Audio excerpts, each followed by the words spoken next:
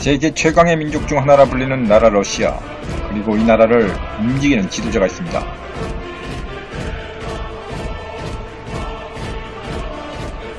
한때 지지율 80% 이상, 20년 동안 집권, 앞으로도 10년 이상 집권 가능성, 우물 타고 다니는 KGB 출신의 대통령, 부인도 있고 여자친구도 있고 다 있는 그 남자, 표도르 황제라 비유되는 인물, 블라디미르 푸틴.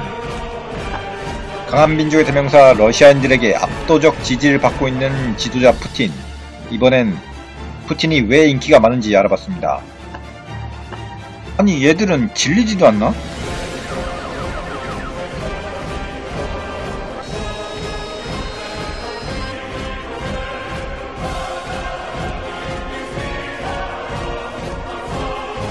푸틴의 인기는 우리가 생각하는 것보다 대단합니다. 지금은 60% 되지만 한때 80% 이상의 지지율이 계속될 때도 있었습니다. 에 대한 개념 자체가 약간 달라요. 그러니까 대통령을 오로지 행정부 안에서 제일 고직위 공무원이라고 보지는 않고 나라의 아버지라고 봐요.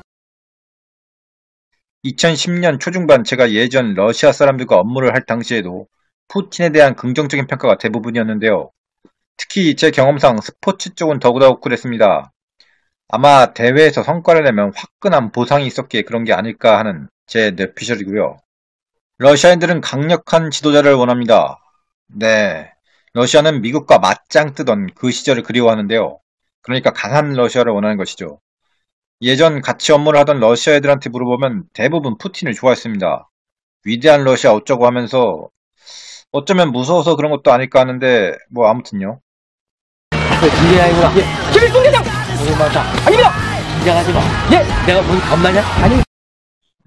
푸틴은 이런 러시아의 영광스러웠던 과거를 기억 속에서 끌어내서 위대한 러시아, 강한 러시아의 자부심을 국민들에게 심어주는 데 주력했습니다.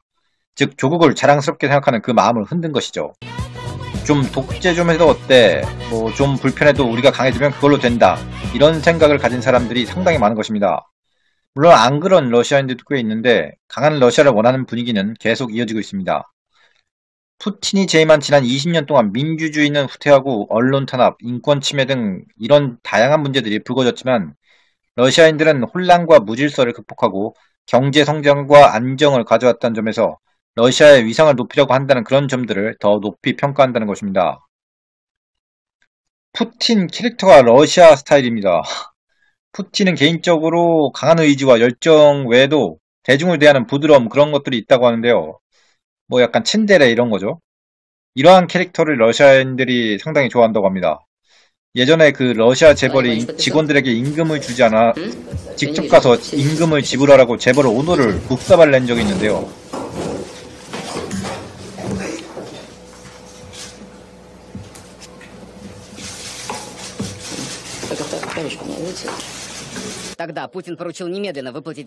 뭐 이런 걸 보면은 러시아 정부의 능력과 별개로 러시아 국민들은 푸틴에 대한 개인적 호감도가 커질 수밖에 없는 것 같습니다.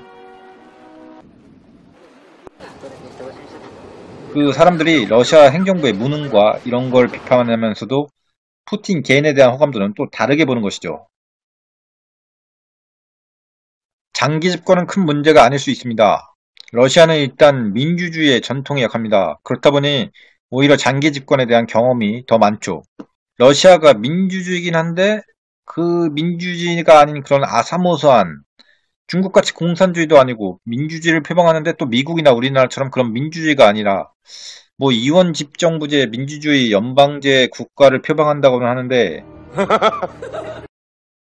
그러기에는 대통령의 권한이 상당히 겁나게 강하죠. 또 민주주의라고 하는데 제대로 작동하지 않고 뭐 야당이 죽쓰고 있고 연방제라고 하는데 뭐 러시아 시골 가보면 알겠지만 답도 안 나옵니다. 지방의 자치권도 거의 없죠.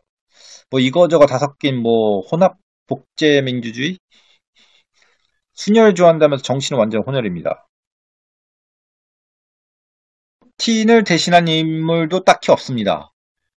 강한 러시아를 원하는 러시아 사람들에게 다른 야당 지도자들은 그냥 그런 겉절이 같은 느낌인 것이죠. 존나 카리스마 있어. 그러니까 여자들이 뻑이 가지. 별 큰 임팩트가 없다는 것입니다.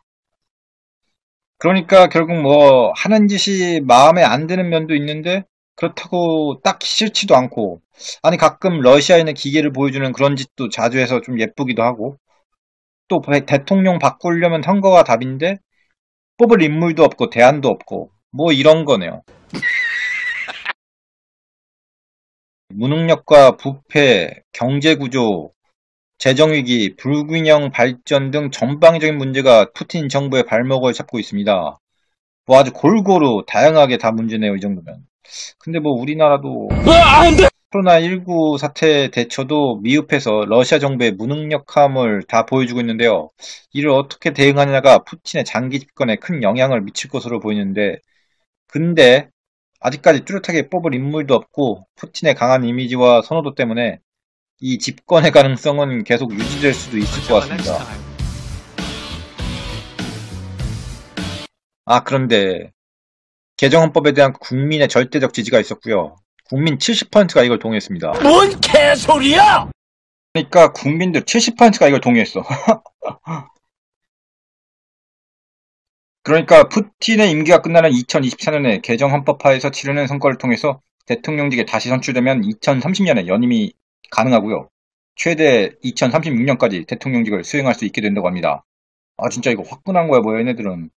아무튼 이를 통해서 푸틴의 장기 집권 길이 아주 그냥 아우토반으로 갑니다. 이번에는 왜 푸틴을 러시아 사람들이 좋아하는지에 대해 알아봤는데요. 도움이 되셨다면 구독과 좋아요 부탁드립니다.